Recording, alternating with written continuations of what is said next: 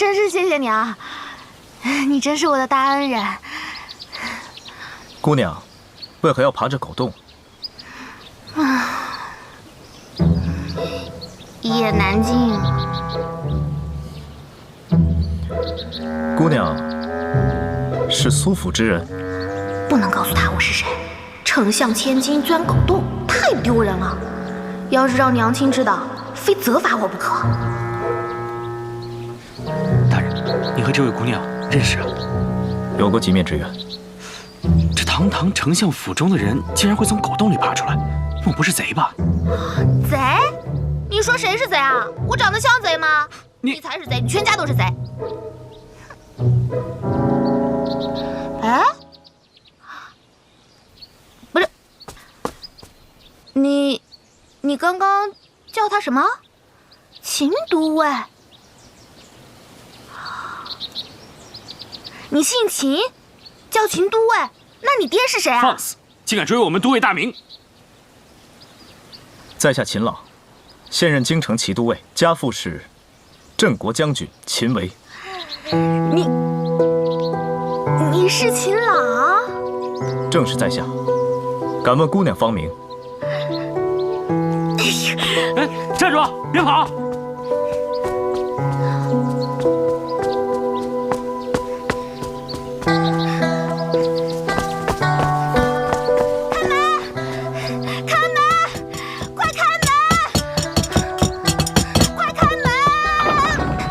小姐，让开！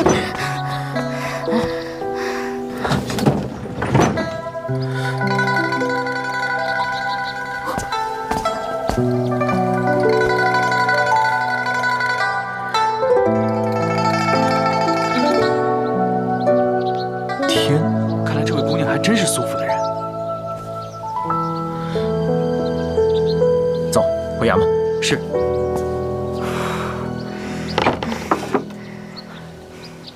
小姐，那个……嘘，就当没看见。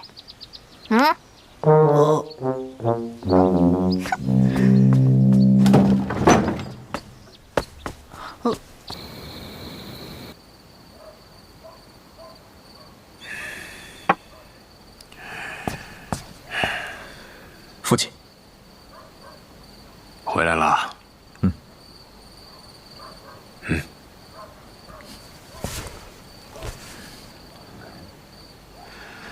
新官上任，事务可顺利？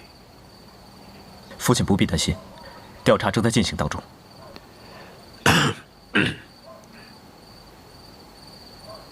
明日，你去丞相府拜访一下，把你连日来收集的魔教情报，向丞相大人汇报一下。是。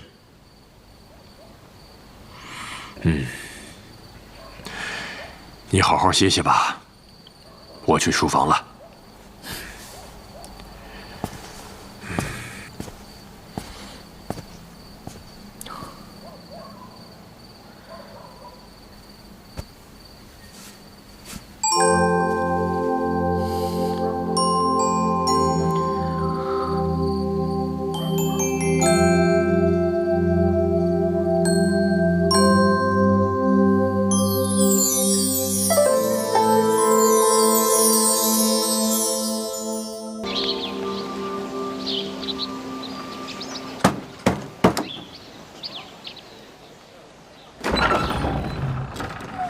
请问您是？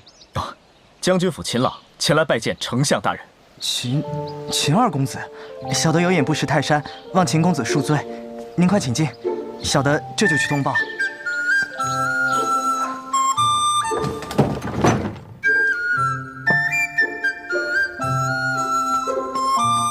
老爷，秦二公子求见。人在哪儿啊？现在正厅喝茶。小姐在哪儿？正如您的吩咐，小姐在左小院天香阁吃点心。你把秦公子带过去，就叫他在那儿等老爷。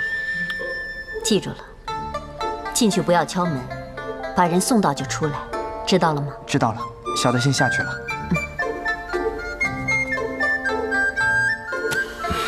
楚阳，你这么把女儿就给嫁了，我不高兴。你不高兴也得给我老实待着，不许捣乱。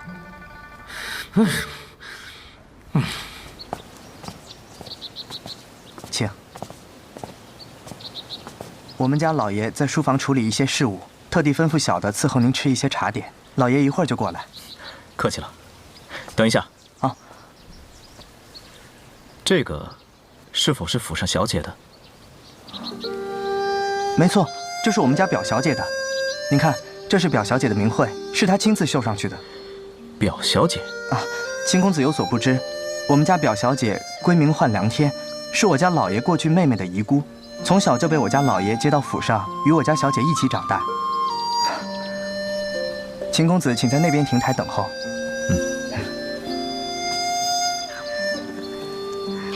娘亲怎么还不来啊？六哥做的点心为什么就吃不腻呢？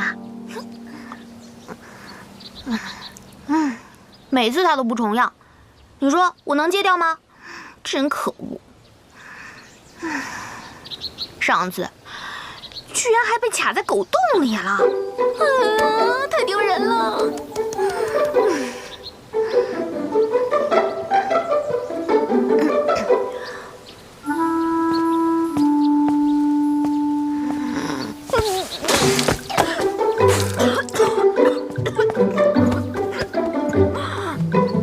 好些了吗？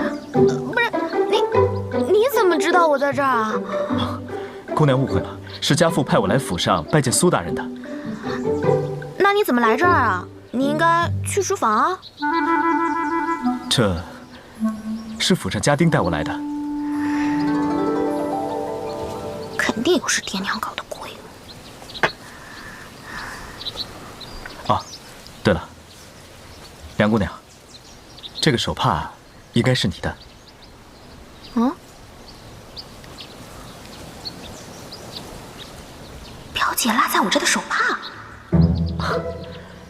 上次原本想把手帕还给姑娘，奈何梁姑娘匆匆离开。梁天这个名字真的是与众不同。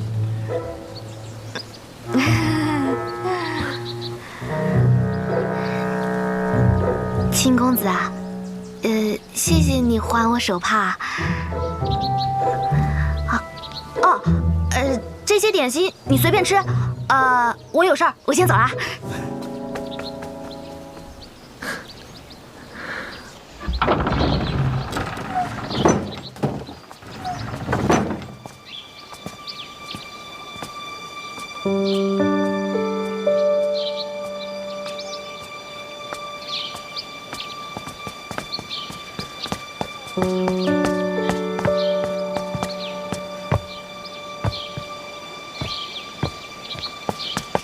三公子，表妹，你去哪儿？我陪你去吧。不用了，表哥，我只是去书房逛逛。走吧。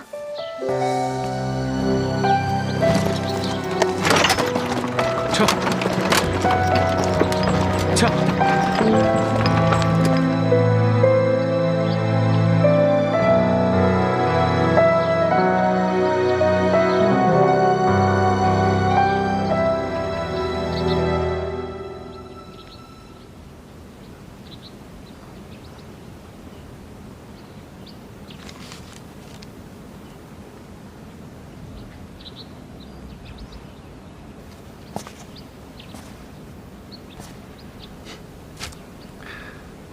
在下失礼，如若惊到了表小姐，还请见谅。可是娄家堡少堡主，正是。素闻丞相府表小姐冰雪聪明，果然是名不虚传呢。不知娄少主找小女何事？在下前几日曾去丞相府登门拜访，我前去的目的，想必表小姐应该是清楚的。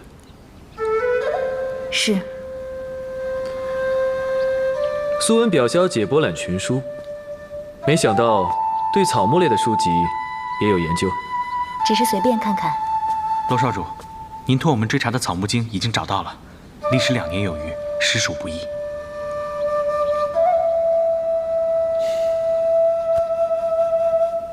草木经》。表小姐也知道这本书？草木经已流传100年，是世间仅有的记载了天下奇珍异草的珍贵宝书，多年前早已失传。坊间只把此书当成一个传奇，谁曾想，竟然真的能找到。找到这本书确实不容易，费了很多的功夫，不过也是值得的。不知道表小姐有没有兴趣跟在下一同阅览？娄少主若不介意，小女也想一睹草木经的风采。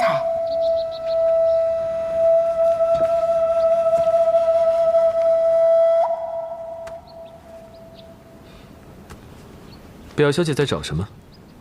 曾君刚。下面的第3本便是。找过了，未见灵芝科。灵芝科在我手上，等我看过九瓣灵芝这一章，便借予表小姐阅读。九瓣灵芝，素女师傅说了，只要有月亮花种和九瓣灵芝，就可以医好我的病。少堡主对九瓣灵芝有兴趣？家父在世的时候，喜欢收集奇书异草，对医药食补也颇有研究。相传，千年能长成碗口大小的九瓣灵芝，乃万药之王，能够真正的芳香开窍、起死回生，是不可多得的万世珍奇啊！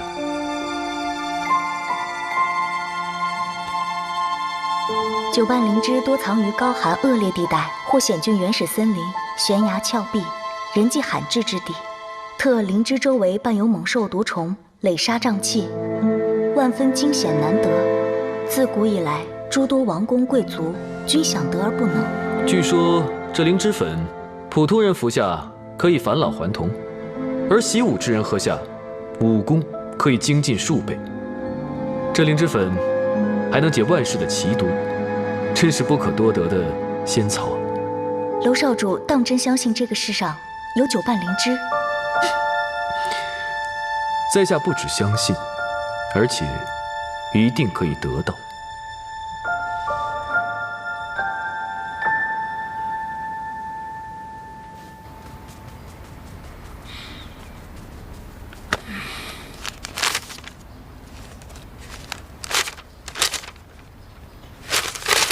够了！老爷、夫人，小姐她跑了。没聊上。小姐一见到钱二公子，一溜烟就跑了。走，去看看。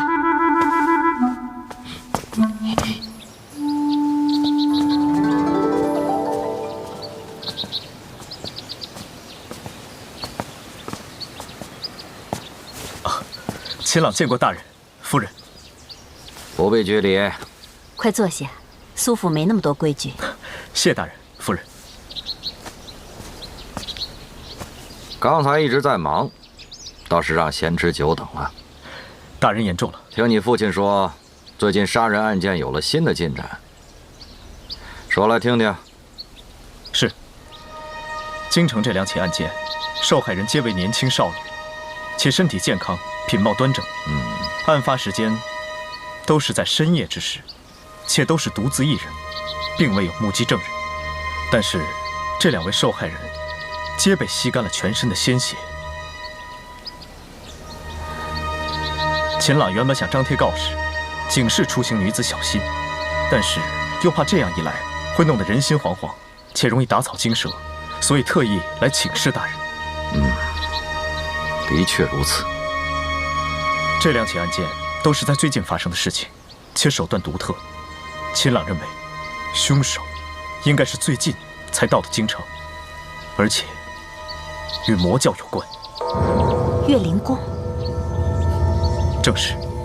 岳灵宫公主以吸血为生，但是这些年却销声匿迹了。秦朗在西域3年，正是追查魔教的去向，只是一直未有结果。看来这魔教又出来祸害人了。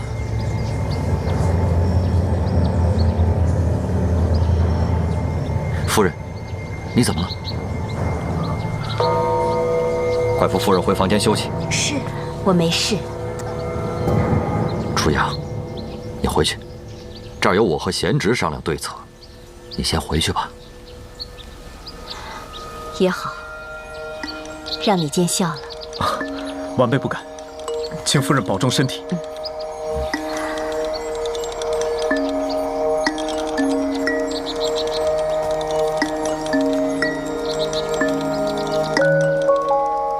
这魔教又出来祸害人了，真是让人心忧啊！依贤侄的意思是，既然这2起案件都是最近发生的，秦郎以为应该先以客栈、流动人群入手。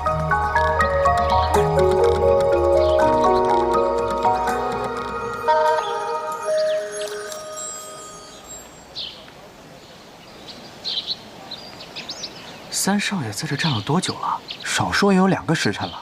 自从表小姐走后，就站那儿没动过。哎，这，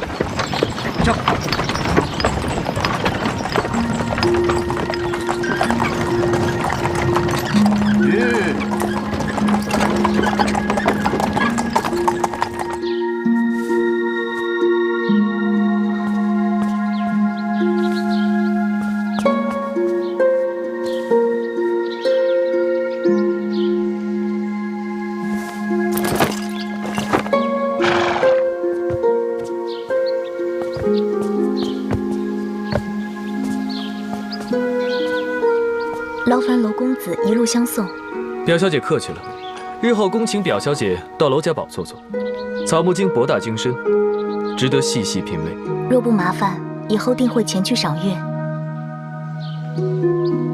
在下娄轩，料想这位是府上公子吧？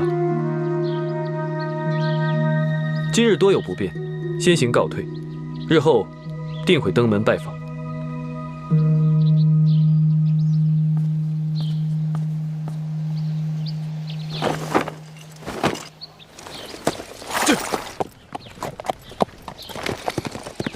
他就是娄轩。是。你们。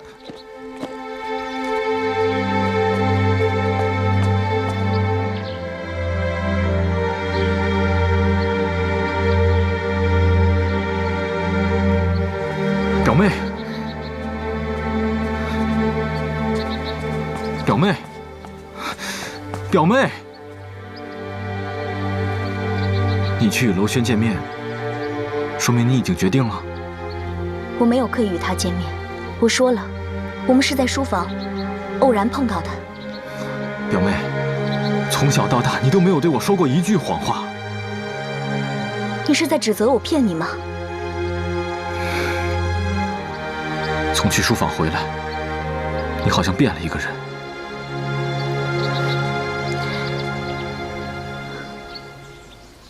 三表哥，不知道从小一起长大对你来说意味着什么。原来10几年比不过几个时辰，原来这么快，你就可以说不认识我了。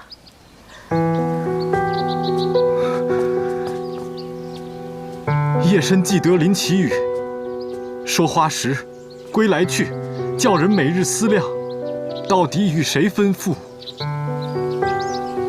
其奈冤家无定居，约云朝，又还雨暮。江磊入冤亲，总不成刑部。三表哥，他日即使我嫁作他人妇，也依旧会长久怀念我们对饮诗词歌赋。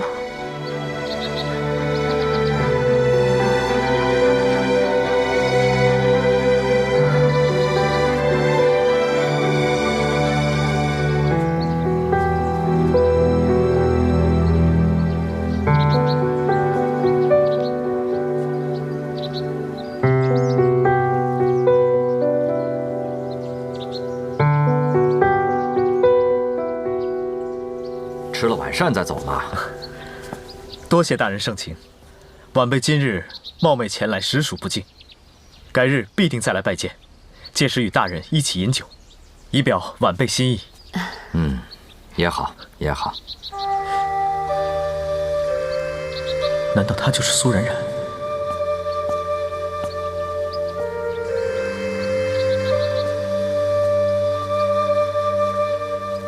哎，男儿，快过来，快过来！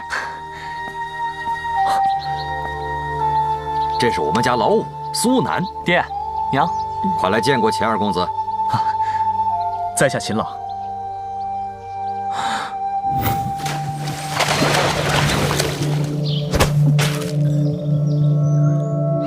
哦，原来是你。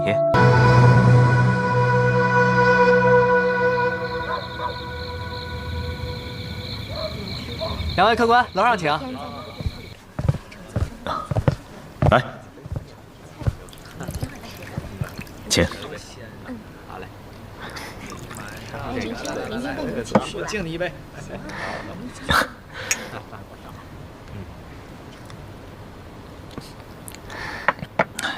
那日多亏秦公子，否则后果不堪设想。情急之下，任何人都会出手相救的，何足挂齿。秦公子果然有侠士豪情的气派。苏南，大恩不言谢，以后有用得着我的地方，只管说。苏公子实在是太客气了。表小姐回去之后，可有大碍？表小姐，这是何意？哦，无碍，无碍，害了风寒，早已痊愈。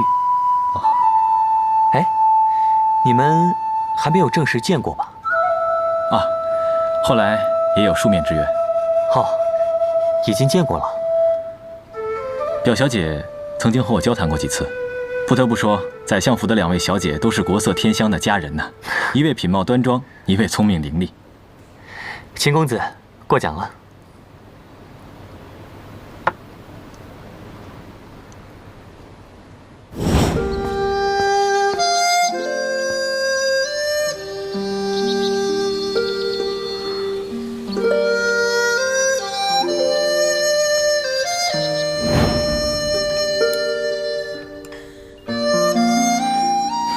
表小姐，她的身世我听说过一二，虽有不幸，但是能得到丞相大人和夫人以及几位兄长的关爱，也实属大幸啊。这个秦公子开口闭口都是表小姐，莫不是太中意表姐？前有娄轩，后有秦朗，表姐今年真是红鸾星动啊！我们家表姐的确是亭亭玉立，蕙质兰心。前几天娄家堡少堡主还特意上门提亲了。提亲？再加上秦公子和妹妹的婚事，我们苏府可算是双喜临门呐！啊，秦公子，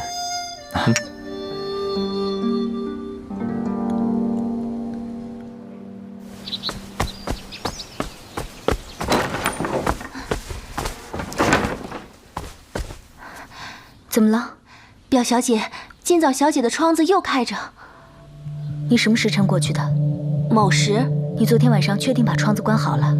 自从前几次发现窗子开着，被您说了之后，奴婢一直都很小心，确定昨晚窗子是关着的。奴婢后来还检查过一次。冉冉怎么样？她醒了吗？小姐还睡着呢。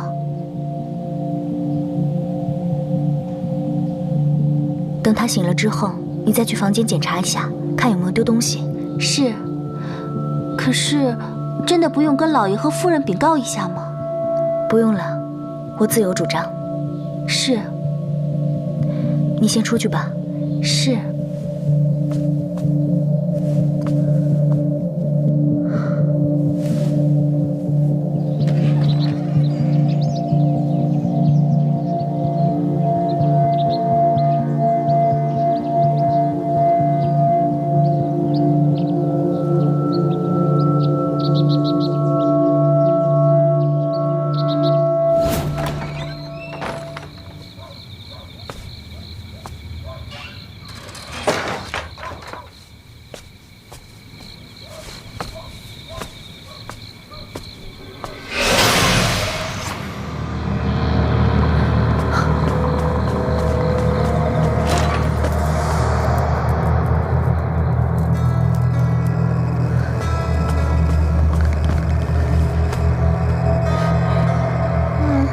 冉冉，冉冉，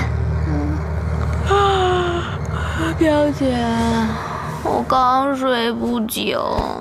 冉冉，你别睡了，我有话问你。什么事儿啊，表姐？刚才你的屋里有其他人吗？其他人？谁啊？好吧，好吧，你先睡吧，明天再说。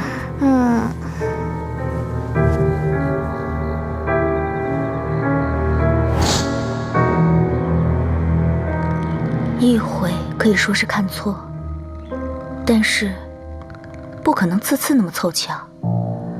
可是会是谁呢？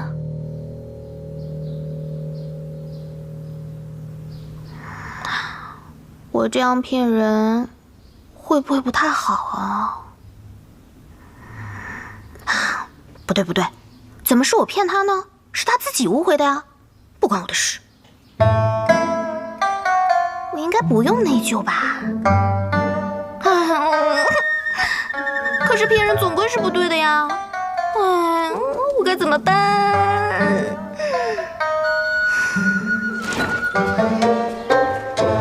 小姐，玉峰公子来了。啊，九师兄来了，人呢人呢？我当小师妹已经忘了九师兄了呢，原来还记得九师兄啊，没白疼你。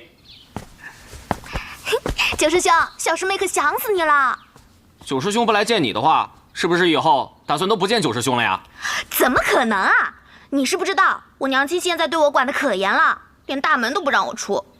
要不是你来找我，你都见不着我了。是吗？难怪啊，我进来的时候可花了不少心思呢。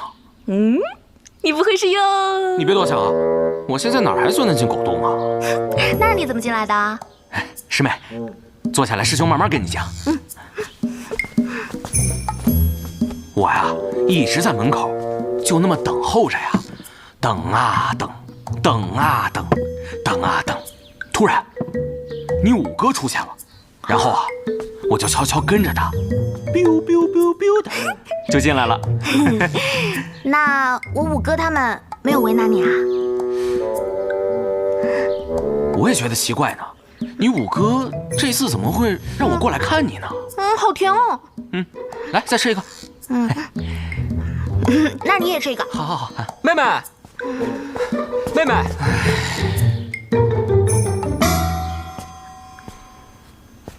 岳老三，你怎么又来了？关你什么事儿啊？七哥，九师兄上次来已经是几年前的事了吧？那也不行，不是我说你啊，你们太乙山的人怎么都这么喜欢缠着我妹妹啊？不是我说你呀，你们太乙山的人怎么都那么喜欢缠着我妹妹呀？我告诉你，你离我妹妹远点，免得我妹妹被你带坏了。我是小师妹正经800的师兄，凭什么让我离她远一点啊？嘿，我这就服了，我从来就没见过像你这么臭不要脸的人。你让开，妹妹，你过来。你干嘛呀？我今天非要跟你好好理论理论。理论就理论，你给我听清楚了，她是我妹，不是你妹，你别老往这儿跑。我是她师兄，她是我师妹，我怎么就不能来看她了？你这有了不起啊！你怎么还能打人呢？我就让他来了，你能把我怎么样？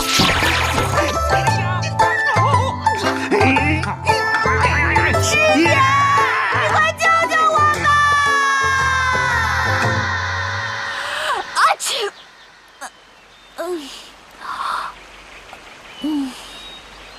只打了一个喷嚏，看来是小师妹在念叨我。我要不要下山去看看她？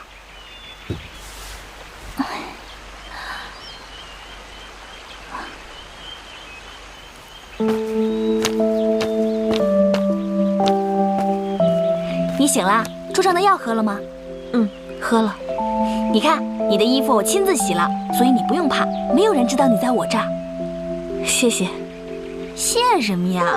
你呀真是客套，哪像我那个小师妹啊，吃我的喝我的，从来不知道说谢谢。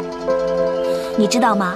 人与人之间，无需说谢谢的，才是真正的亲近之人。你中午想吃什么？我去做。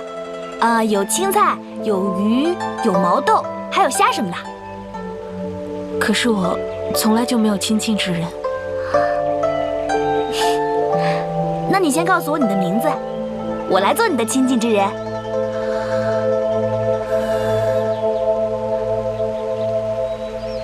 叶青天。走，我们回去。表小姐请。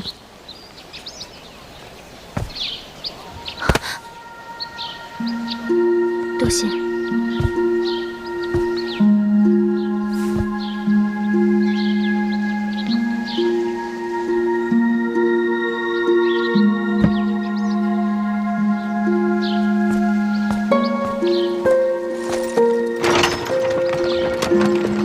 撤！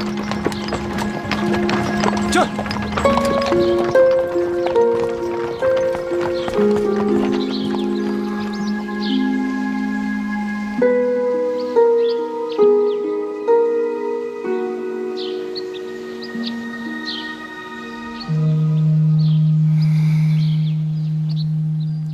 三表哥，你这是在责备我，欺骗你吗？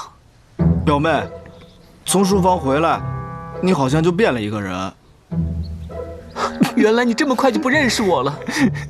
我不是这个意思，表妹。停，来，坐，干什么呀？哎，刚才过去的那个是人吗？没错，就是那个呆子。三哥只有发怒的时候才这样吧？看来表姐这一句三表哥，对他伤害挺大的。之前他们表哥表妹叫的，连我都起鸡皮疙瘩。现在倒好，表姐说翻脸就翻脸。那也是三哥的错，一根木头，你们能跟木头玩得起来吗？老七啊，看来你要做的嫁衣，可不止妹妹这一件了。哎，不，我可不敢给表姐做嫁衣，要不然那个呆子会杀了我的。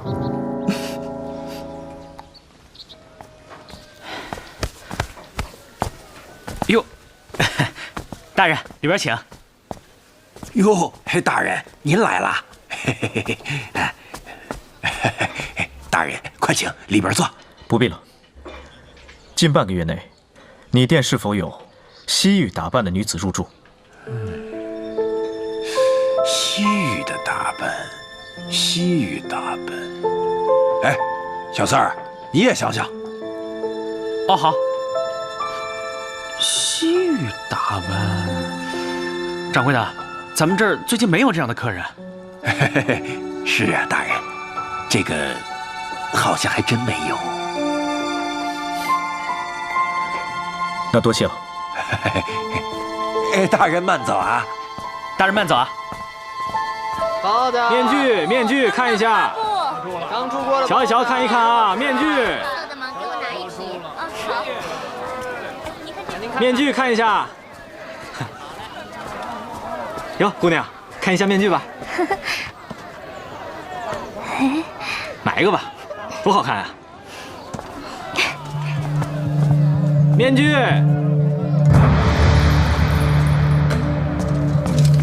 瞧一瞧，看一看面具。你们几个跟我走，其他人去那边。是。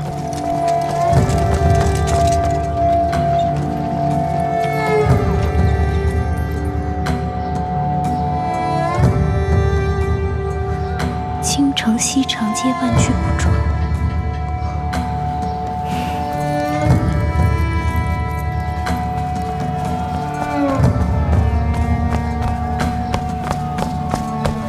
大人，怎么样？没找到。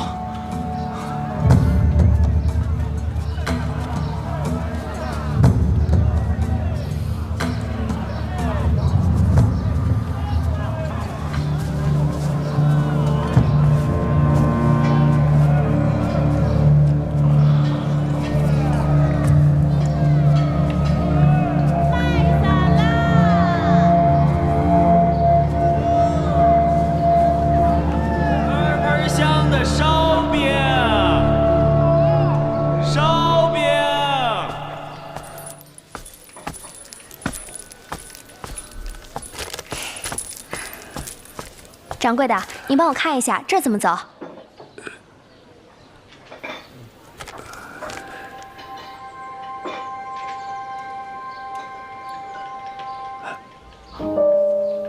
嘿嘿，姑娘，这个地方可不好找啊，有点远。啊，那怎么办？这样吧，要不你先在我这住下，等明儿一早再赶路。这么远啊？嘿嘿，是有点远。是有点远，我是担心啊，你要是现在继续赶路的话，恐怕到时候连个落脚的地方都没有。你看你人生地不熟的，你一个小姑娘，不安全，不安全呐。那个掌柜的，您还是给我指路吧，您这儿我可住不起。没事儿，没关系，你一定是初来乍到吧？要不我给你打个折，打个折。不，算了，我还是算了吧，我先走了啊，谢谢。姑娘，听我说呀。站住，姑娘，跟我们走一趟吧。为什么？我要问为什么。为什么呀？你们放开我！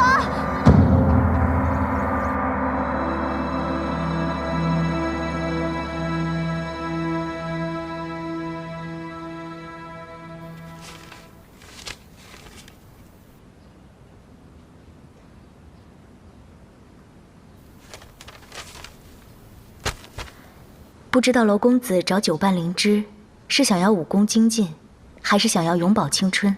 救人。救人？三哥，你真的不知道表姐去哪儿了？不可能啊！你们之前不都是一起出门、一起练琴、一起散步吗？哦，我知道了，你是不是惹表姐不高兴啦？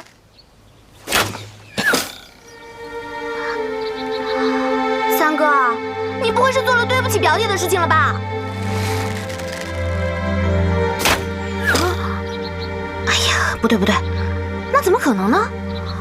我三哥是什么人，我还不知道吗？这种事他做不出来的。难道是表姐做了什么对不起我三哥的事了？哎呀，不对，也是不可能的呀。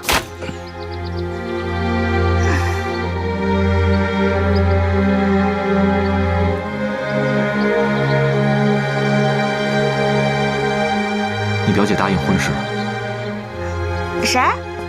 谁答应婚事了？答应谁婚事了？表姐。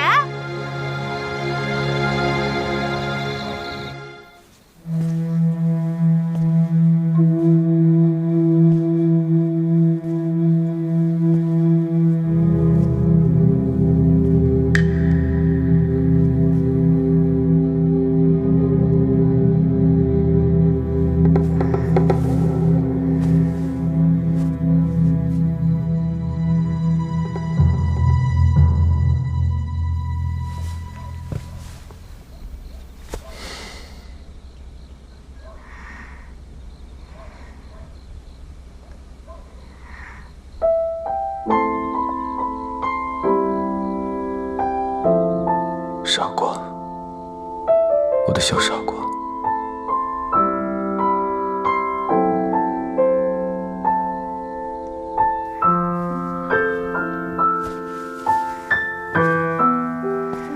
你是谁？你到底是谁？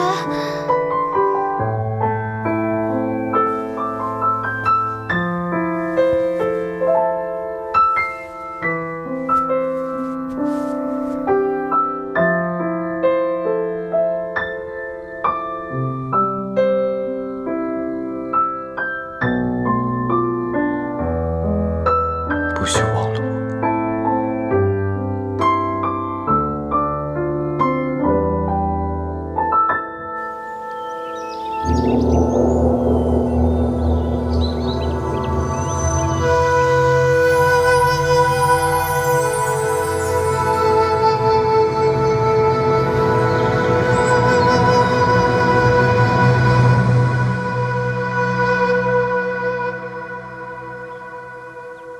以前守护你的人是他，以后守护你的人只能是我。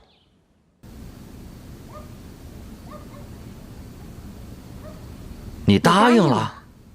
天儿，你从小是我们当亲生女儿养大的，你的婚事我们是很慎重的，可不能拿这种事情开玩笑啊。对啊，天儿，你可得考虑清楚啊。是，天儿已经考虑清楚了。天儿，你先下去，我跟你舅舅再商议商议。是。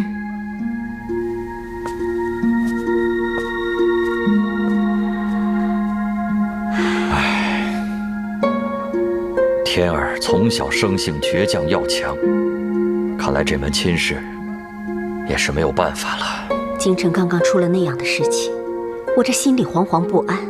你说天儿这事，我的心怎么也悬着呢？初阳，你别担心，这个秦朗不是已经开始调查了吗？相信不出几日，一定就会有结果，你不用瞎想啊。你明天下朝之后跟老秦头商量，尽快把婚期定下来。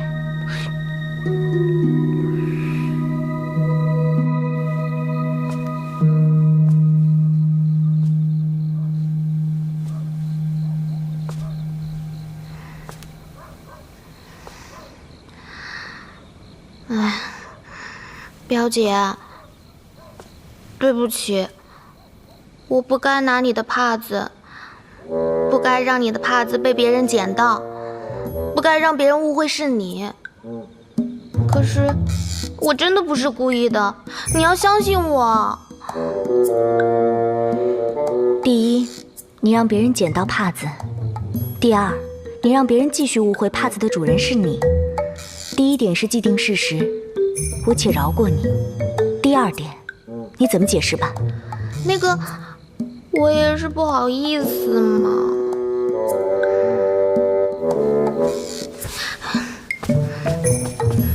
表姐，那你说你怎么才能原谅我嘛？好吧，那你说说，你将错就错的这个打算，准备持续到什么时候？我不知道。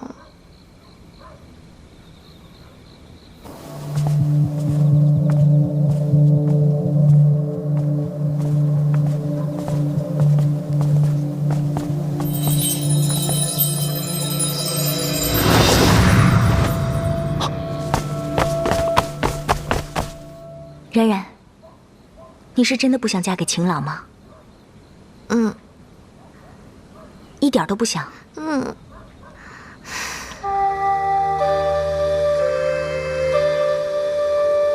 这3年，我每天都做梦，梦里一直有一个声音。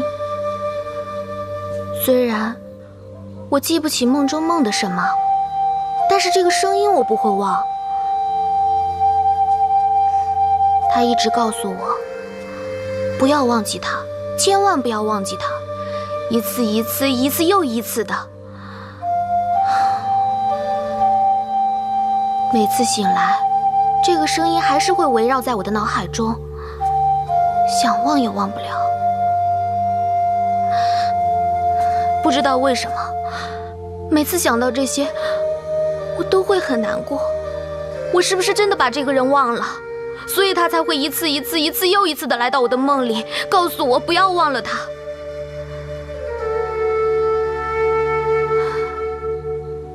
每次想到这些，我这里都会好难过呀。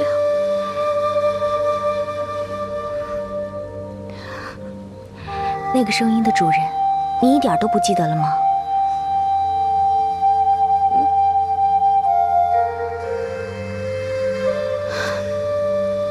不过不管怎样，我一定要弄清楚。所以你不愿意嫁给秦朗？嗯，是啊。那你打算怎么说服舅舅舅母？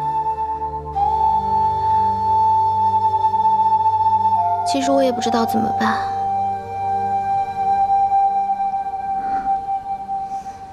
表姐，要不你帮我想办法吧？你不是比我聪明吗？嗯。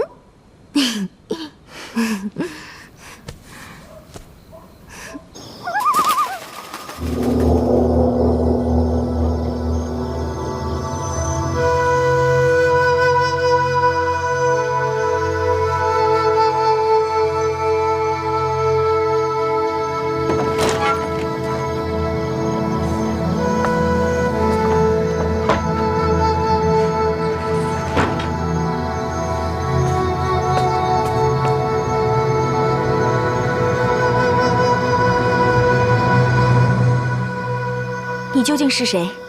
一个被忘记的人。你到底有什么目的？我不会伤害他的。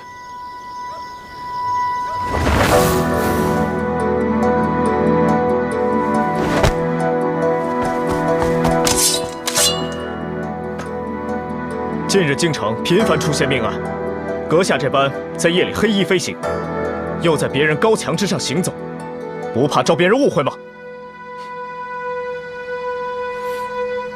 阁下这身打扮，应该不是京城的人。敢问阁下到京城所为何事？寻人。哦，寻何人？可能在下寻的，跟大人寻的是同一人。何以见得？刚才大人自己不是已经说了吗？在下是位公事，不知阁下自然有我的理由。大人循着铃声，便可以找到他。多谢。千万不要逼他，否则他会越玩越开心的。不必了，魔教吸血之术，传女不传男。难怪大人一直让我们寻找怪异的女子。不知道此人是否与魔教有关？大人，您看。放了吧。是，放人。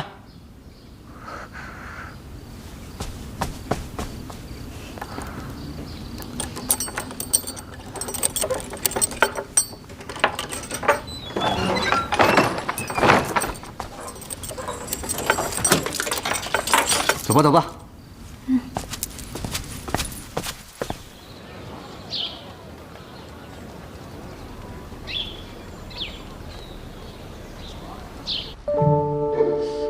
爹娘，可是有什么要事发生？一会儿就知道了。老爷、夫人、小姐、表小姐马上就到。娘亲，爹爹。哎，冉冉，乖。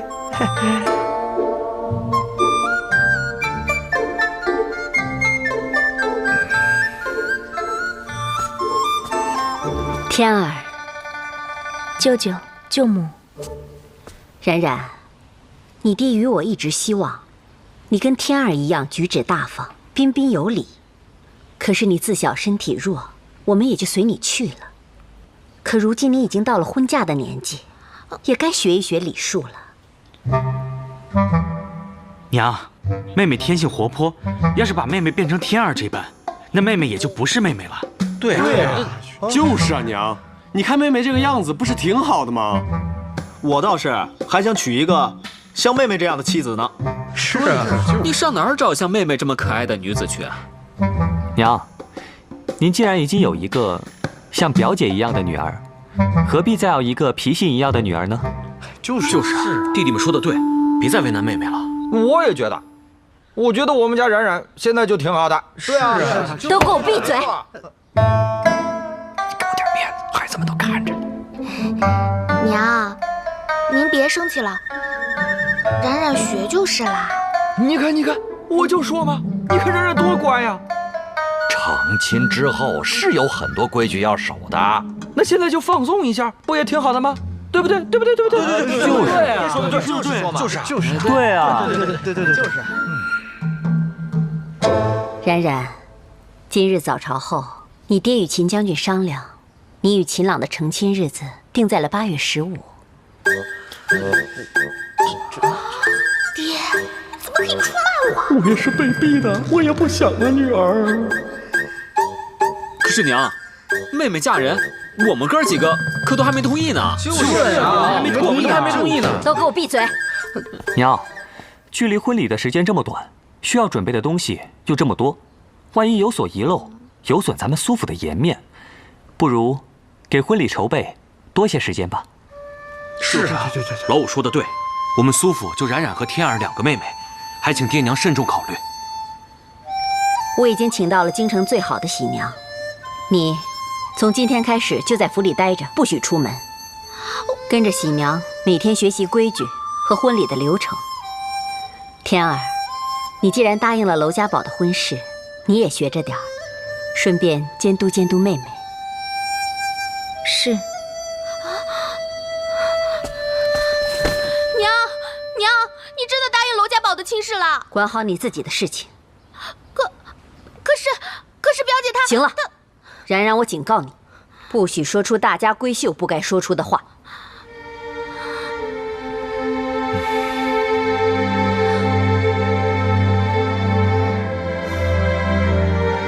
好了，你们都下去吧。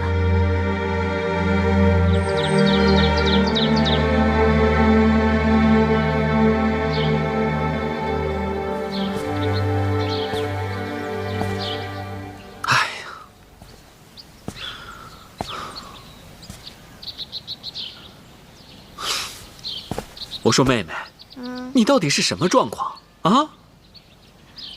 什么状况啊？8月15，你知道8月15是什么时候吗？什么时候啊？哎呀，我真是要被你气死了！离8月15还有20天。什么？还有20天，我就要嫁人了！我就不明白了，你这小脑袋瓜子里面想的都是什么呀？还有心思去管你表姐的婚事？我什么我呀？这回我看你怎么办吧，我的小祖宗！我真的要被娘亲嫁掉了？娘亲真的要把我嫁出去吗？娘亲她舍得吗？舍不舍得的，你上午又不是没听见。哎呀，你真是气死我了！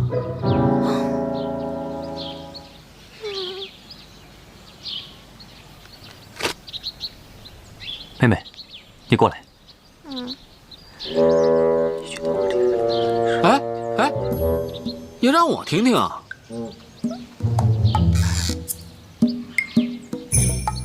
就说咱们妹妹，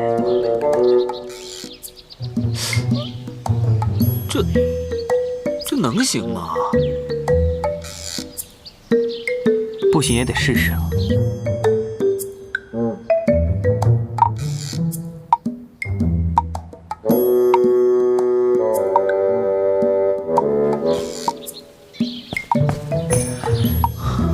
怎么样？娘亲说了，妹妹一心向佛，也是一件好事。娘还说了，既然妹妹不想出屋，那就不出，悄悄沐浴，静静心也挺好的。那就晚点让喜娘再来。不想吃饭呢，那就不吃。反正成亲之日，还是要瘦瘦的才好看。娘亲还说了，这么烂的主意是谁出的？哎，娘亲本来就是这么说的。妹妹啊，看来这戏你还要继续演下去才行，不然娘亲不信呢。五哥、七哥，你们先走吧，别管我，就让我在这里敲木鱼吧。那我们再去找大哥商量商量。好。妹妹，那你多保重啊。哥哥晚一点再来看你。走了，走了。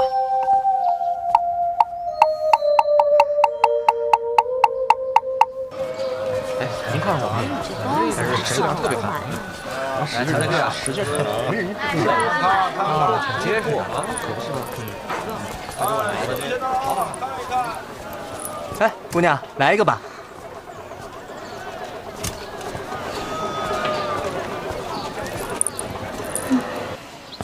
哎呀，小师妹今天在干嘛呀？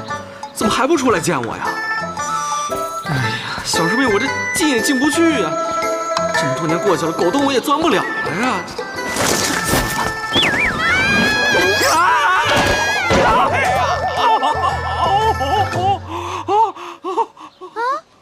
九师兄，你怎么在这儿啊？怎么是你啊？你没事吧？没事吧？小师妹，哎，怎么是你啊？疼死我了！九师兄，对不起啊，我刚刚跑得太急了，就没看到你。没事没事，不说这个了，不说这个了。小师妹，你怎么从这个上面下来了？哎呀，还说呢，我娘不是不让我出门吗？我就偷偷的跑出来啦。九师兄，话说你怎么来这儿了？还不是因为你啊！你娘不让我进家去找你，我只有来看看狗洞了。但是我实在是钻不进去。怪不得呢，我上次就差点被卡住，何况是你呀！走，陪我逛街去。师妹，这边啊。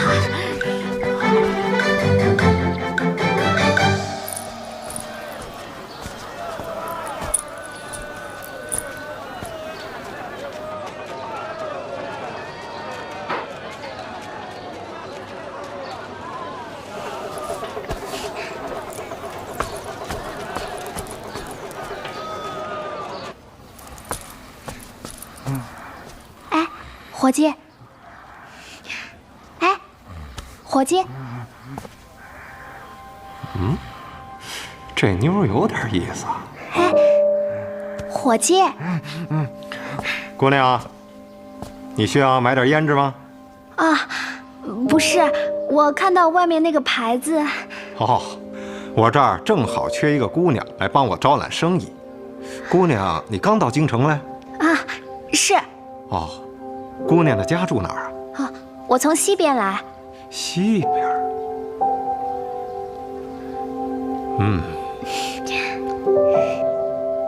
就你了。姑娘怎么称呼啊？我叫金英。金英，好名字。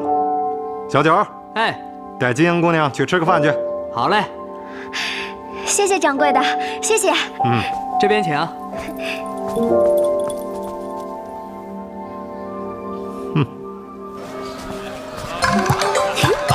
来，您看看。买一个吧。不要。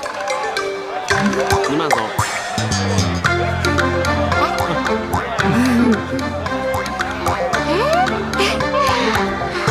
来，小姐，看看喜不喜欢啊？走过路过不要错过。哎，高管领。老板，你还认识我吗？这姑娘，这过往的人这么多，我怎么记得住啊？啊？怎么了，小师妹？他是不是都收你钱了呀？不是的，九师兄，上次我出门没带钱，就把一块玉抵在这儿了。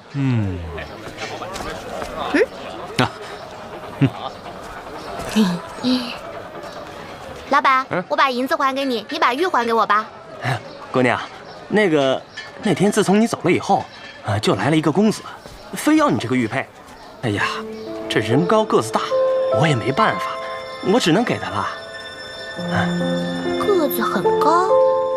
要说个子很高的话，你家的哥哥个子都挺高的呀。要说人高马大嘛，那只有你4个了。你回家问问不就得了？是。老板，再给我来一包。啊。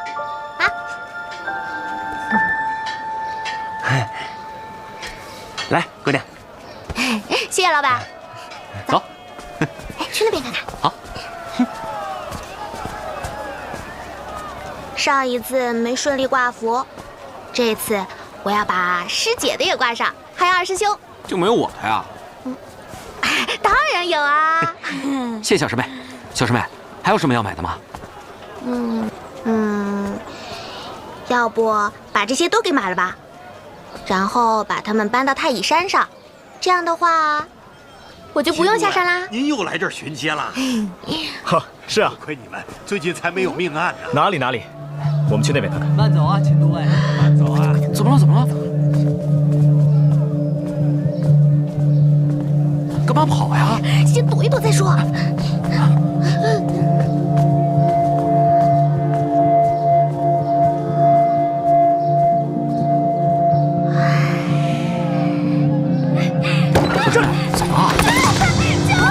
老实点！你们干什么？抓起来！小师妹！